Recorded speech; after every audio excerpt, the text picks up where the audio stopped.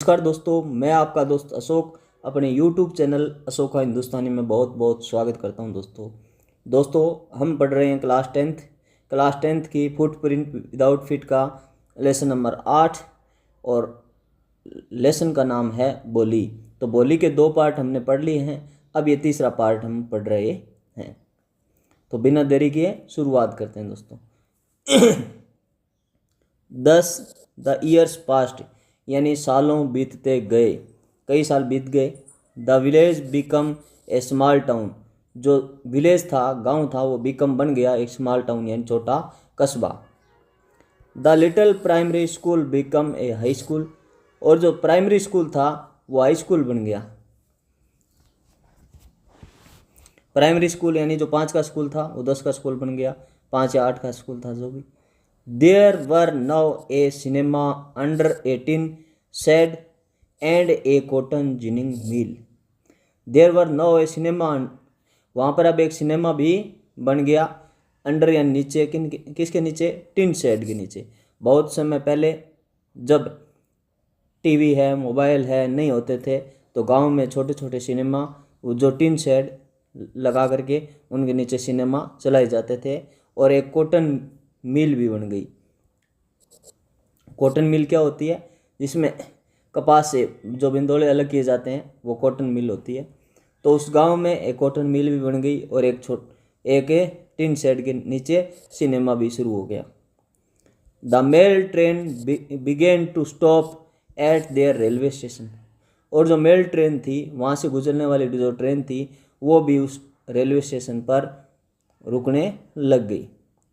One night, एक रात, after dinner, dinner के बाद, यानी डिनर होता है शाम का खाना, और शाम का जो अंतिम भोजन होता है उसको सपर भी बोलते हैं। तो याद रखना, सुबह का हम हल्का फुल्का लेते हैं उसे ब्रेकफास्ट कहते हैं, और सुबह खाना होता है उसे लंच कहते हैं, और शाम को हम जो भोजन करते हैं उसे डिनर कहते हैं, और अंतिम समय जब सोने जा रहे होते हैं उससे पहले अंतिम जो भोजन होता है उसे सफ़र कहते हैं।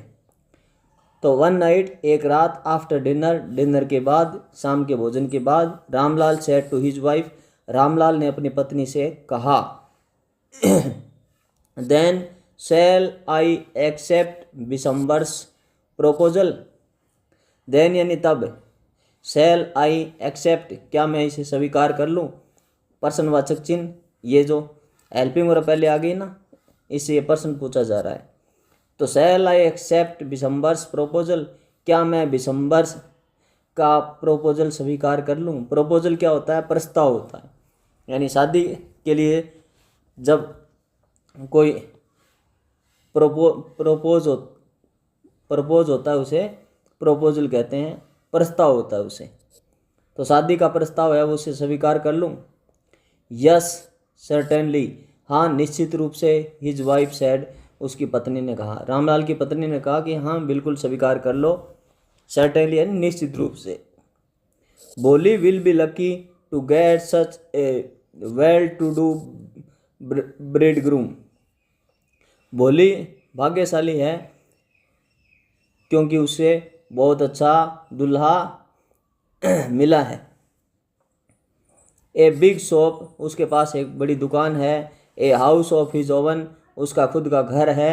And I hear several thousands in the bank, और मैंने सुना है कि उसके बैंक में भी बहुत सारे पैसे हैं। सेवरल यानी बहुत सारे, थाउजेंड्स यानी हजारों की संख्या में, इन बैंक के अंदर। Moreover he is not asking for any dowry, इसके बावजूद भी, मोर रिवर यानी इसके बावजूद भी वो किसी प्रकार का दहेज नहीं ले रहा है। आस्किंग, दहेज नहीं मांग रहा है, डोरी होता है दहेज। दैट्स राइट, तब ठीक है। But he is not so young, परंतु वो इतना जवान नहीं है। यू नो, आप जानते हो। ऑलमोस्ट, आप जानती हो। Almost the same age as I, am वो लगभग मेरी उम्र का है। रामलाल है, वो अपनी पत्नी को ये बात कहते हैं कि ये बात तो सब ठीक है, परंतु वो इतना जवान नहीं है, वो लगभग मेरी उम्र के बराबर है। एंड ही आल्सो लिम्प्स, और वो लंगड़ाता भी है।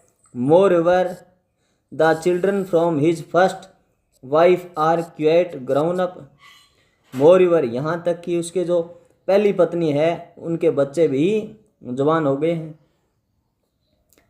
इसका मतलब है कि जो भोली के लिए रिश्ता आया है विशंबर नाथ जी का, उनकी पहले से शादी हो चुकी है। अब वो क्या है, दोबारा शादी कर रहे हैं भोली के साथ। तो जो पहली पत्नी है उनके बच्चे भी ग्रोन अप यानी बड़े हो गए हैं।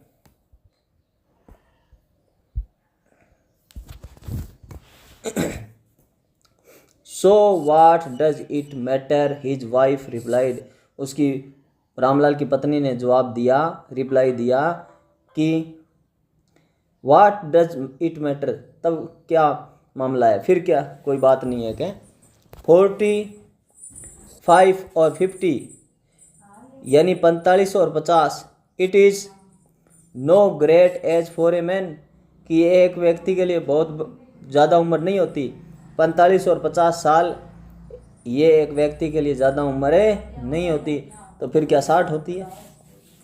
We are lucky that he is from another village and does not know about her pockmarks and her lack of sense. We are lucky, हम भाग्यशाली हैं, that he is from another village, कि वो दूसरे गांव से है, and does not no, नहीं जानता है, अबाउट हर पॉक मार्क्स, यानी उसके पॉक मार्क्स नहीं जानता, क्योंकि भोली के पॉक मार्क्स थे, यानी सभी पूरे शरीर पर क्या थे, निशान थे जो छोटी माता निकली थी उससे। And her lack of sense, और उसका जो दिमाग है वो भी इतना तेज नहीं है, यानी वो भोली है, इन सब बातों के बारे में वो जानते नहीं हैं।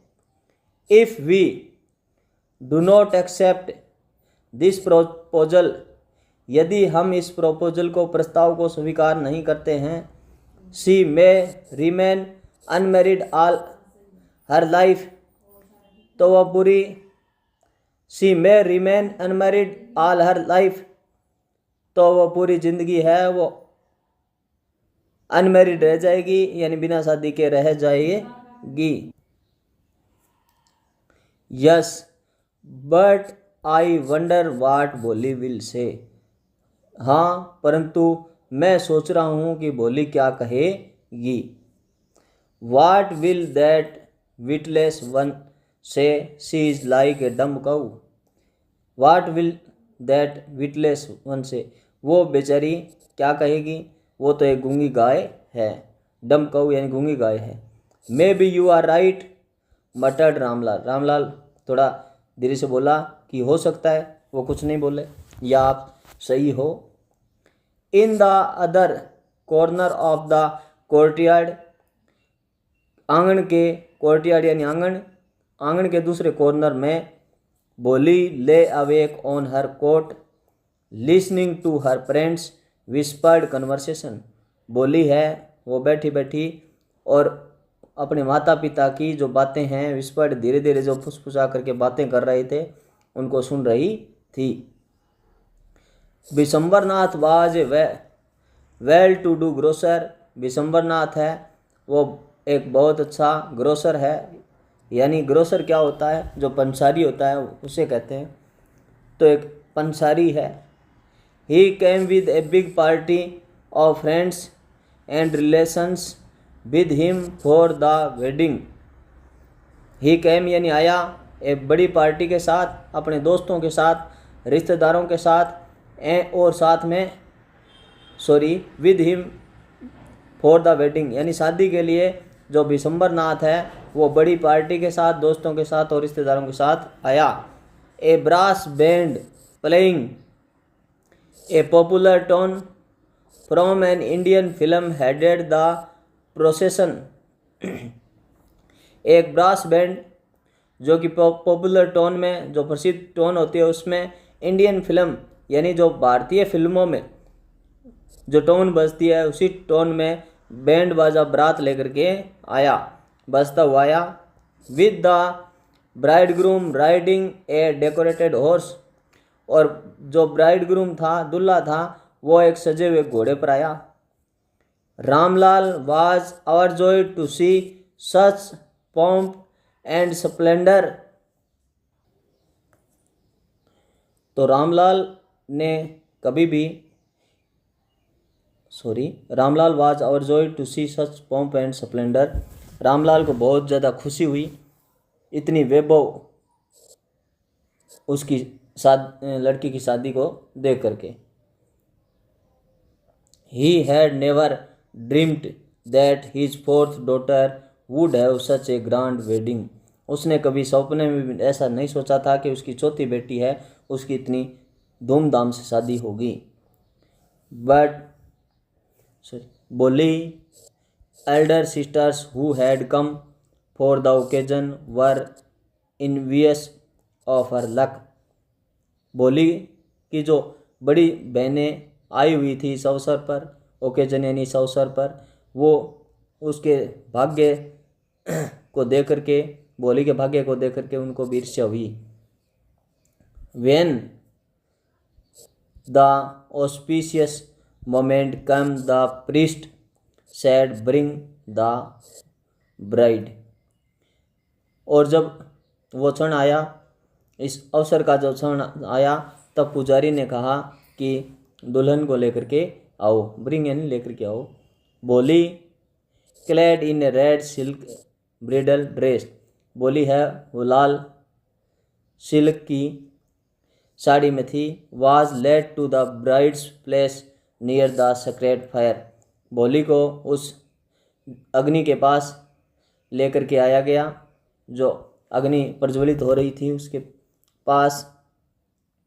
Garland the bride one of his friends prompted Bishambarnath, यानी उन बिशंबरनाथ के जो दोस्त थे उनमें से एक ने बोला कि गार्लैंड द ब्राइड, यानी दुल्हन की गले में माला डालो।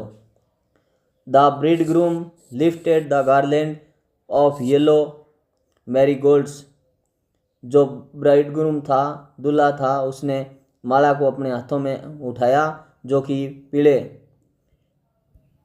गेंदों के फूल से बनी थी। A women slipped back the silken veil from the bride's face, एक औरत ने जो बोली का जो घूंघट था उसको थोड़ा चेहरे से अलग कर दिया, थोड़ा सा हटा दिया। बिशंबर टुक ए क्विक ग्लेंस, और बिशंबरनाथ का एक नज़र है वो उसके चेहरे पर पड़ी। The garland remained poised in his hand, तो जो माला उसके हाथ में थी उसके हाथ में ही रह गई, हाथ उसके रुक गए। The bride slowly pull down the veil over her face, Bholi ने धीरे धीरे, यानी दुल्हन ने धीरे धीरे अपने चेहरे को वापस ढक लिया। Have you seen her said Bishambar to the friend next to him, Bishambar ने जो उसके पास दोस्त खड़ा था उससे कहा, हैव यू सीन हर, क्या आपने उसे देखा। शी हैज़ पोक मार्क्स ऑन हर फेस, यानी उसके चेहरे पे तो क्या है, पोक मार्क्स है, निशान है। So what you are not young either, उसके दोस्त ने कहा कि आप भी तो जवान नहीं हो, फिर क्या बात हो गई। मे बी, हो सकता है, but if I am to marry her, यदि मैं उससे शादी करूँगा, her father must give me 5000 rupees, तो उसके पिताजी को मुझे 5000 रुपये देने पड़ेंगे। यानी अब बिशंबरनाथ ने क्या है कि डोरी की मांग कर दी, दहेज की मांग कर दी, पोक मार्क्स देख करके, निशान देख करके 5000 रुपये मांग रहा है। Ramlal went and placed his turban his honour at Bishambar's feet, Ramlal went झुक गया, प्लेस्ड हिज टर्बन, अपनी पगड़ी है वो बिशंबर के आगे डाल दी, बिशंबर के पैरों में डाल दी। डू नॉट हेमिलेट मी, यानी मुझे इतना ज़्यादा शर्मिंदा मत करो। टेक 2000 रुपीज़, कि 2000 रुपये ले लो। नो, नहीं, 5000, 5000, और वी गो बैक, नहीं तो मैं वापस जाऊँगा, हम वापस जाएंगे। कीप योर डॉटर, अपनी पुत्री को रखो। Be a little considerate please, if you go back I can never show my face in the village, कि थोड़ा बहुत तो हमारा ख्याल रखो, यदि आप वापस जाओगे तो हम गांव में मुंह दिखाने लायक नहीं रहेंगे। रामलाल ने कहा। देन आउट विद 5000, कि तब फिर 5000 लेकर के आओ। Tears streaming down his face, Ramlal went in, opened the safe and counted out the notes. Tears streaming down his face, यानी रामलाल के चेहरे से आंसू बह रहे थे। रामलाल झुका और अपनी सेफ यानी होती है तिजोरी को खोला। काउंटेड आउट द नोट्स, और नोटों को गिना। He placed the bundle at the bridegroom feet, और उसने जो पैसों का बंडल था वो ब्रिडग्रूम के दूल्हे के पैरों में लाकर के पटक दिया, रख दिया।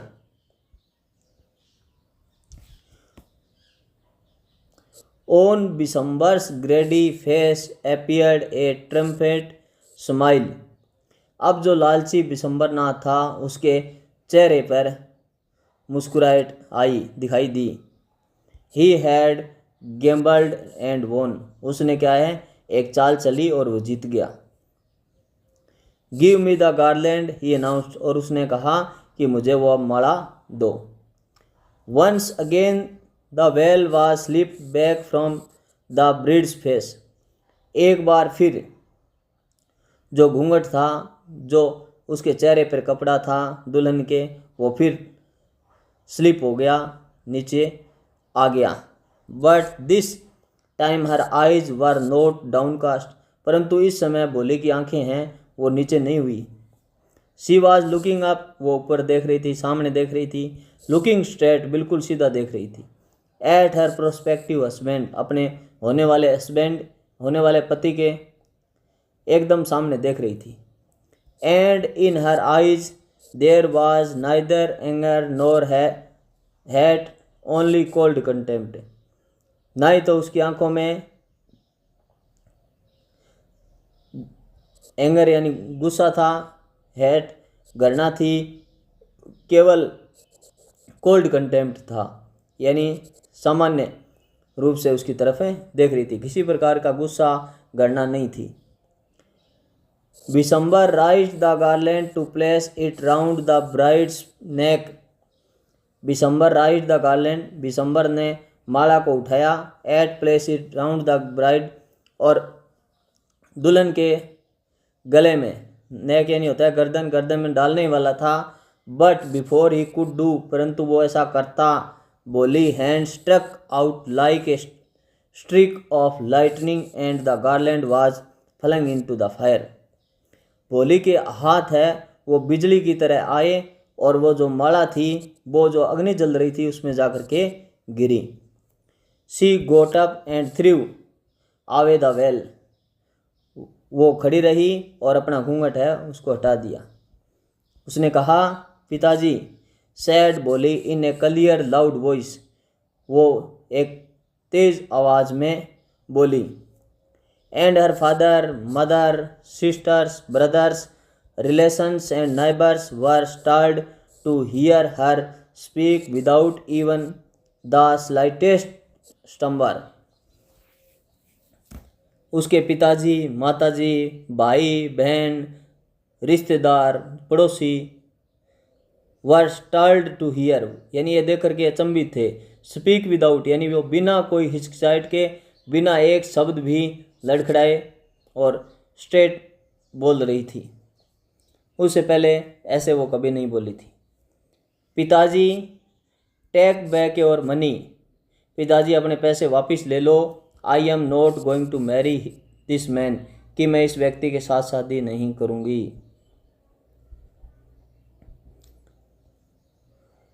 रामलाल वाज थंडरस्ट्रक, रामलाल है वो एक थंडरस्ट्रक होता है, बर्फ़ की तरह एकदम मूर्ति की तरह खड़ा रह गया, यानी ना कुछ बोला ना हिला। The guest began to whisper, यानी जो मेहमान थे आए हुए वो आपस में विस्पर धीरे धीरे बोल रहे थे। सो सेमलेस, क्या कह रहे थे कि कितनी बेशरम है, सो अगली कितनी भद्दी है, एंड सो सेमलेस कितनी बेशरम है। Bholi are you crazy, shouted Ramlal, Ramlal चिल्लाया कि बोली क्या तुम पागल हो। You want to disgrace your family, तुम अपने परिवार की इज्जत नहीं रख रही।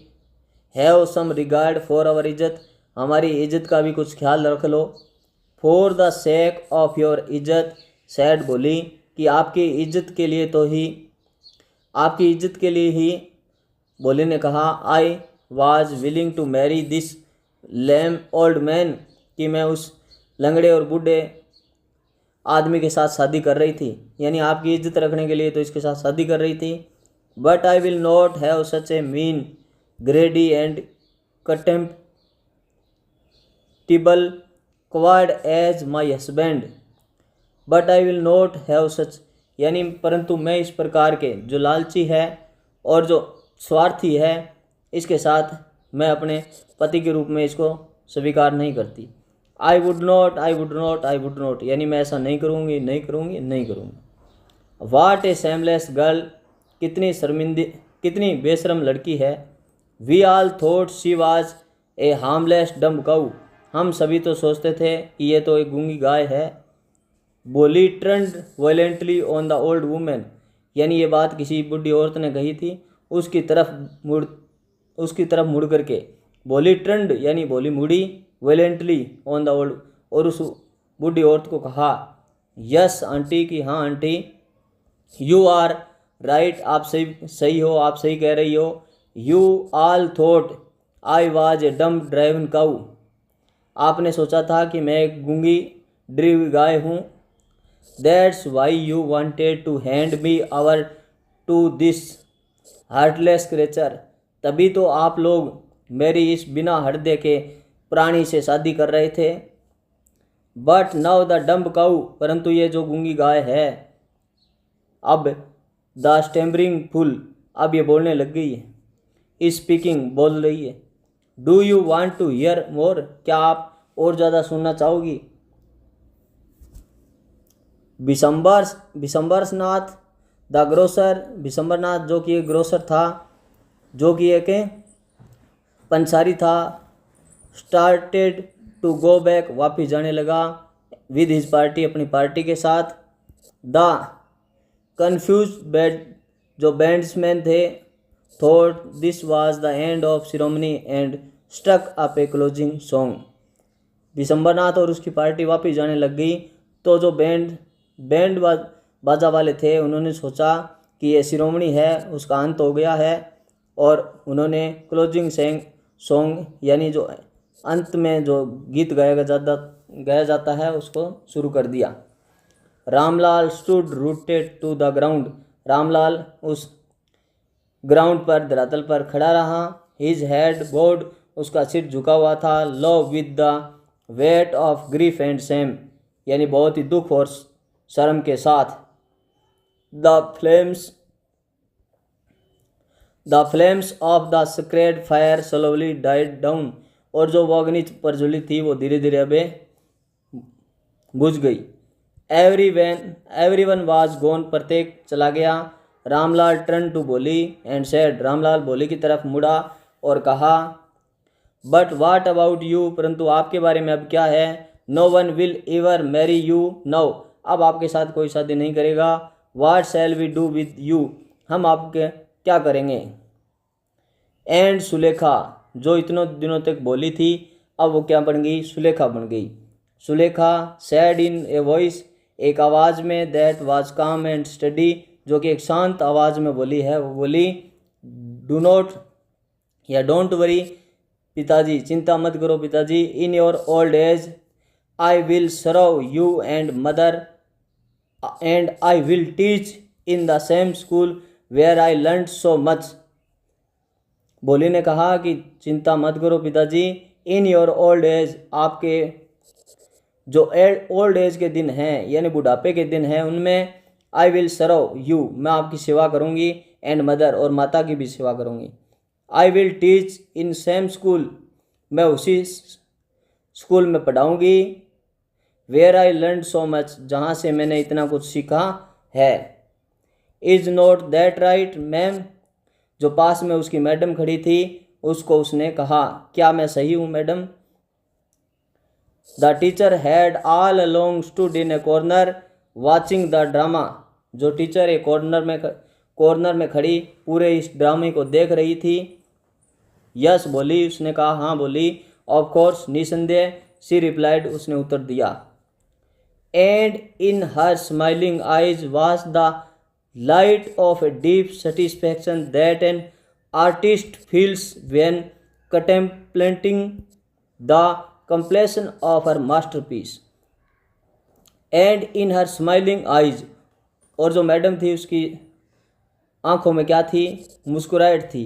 was light of deep satisfaction, बहुत ही गहरा सेटिस्फैक्शन होता है संतुष्टि, यानी उसकी आंखों से जो खुशी थी उसकी ऐसे पता चल रहा था कि बहुत इसको खुशी हुई है। दैट एन आर्टिस्ट, जैसे कि एक आर्टिस्ट होता है, कलाकार होता है, वो ये सोचता है कि मैंने जितने पीस बनाई, यानी जितनी मैंने मूर्तियाँ बनाई, कोई भी कलाकार किसी ने कुछ बनाया, उसमें जो सबसे अच्छा पीस बनता है उसे मास्टरपीस कहते हैं। तो वो मैडम भी ये सोच रही थी कि मैंने बहुत बच्चियों को पढ़ाया परंतु ये सबसे अच्छी निकली।